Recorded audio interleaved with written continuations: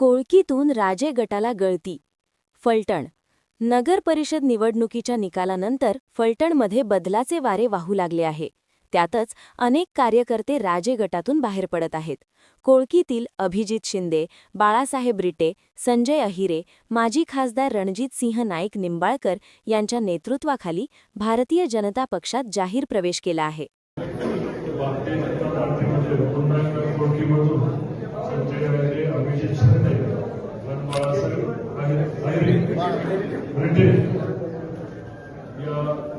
सामाजिक क्षेत्रामध्ये राजकारणामध्ये काम करणाऱ्या ठिकाणी शिवसेनेचा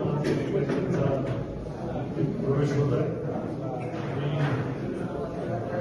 आणि पूर्वी रामराजे संजय बाबा यांच्यावर काम करत होते. आज त्यांनी भारतीय जनता पार्टीत प्रवेश करण्याचा निर्णय घेतला.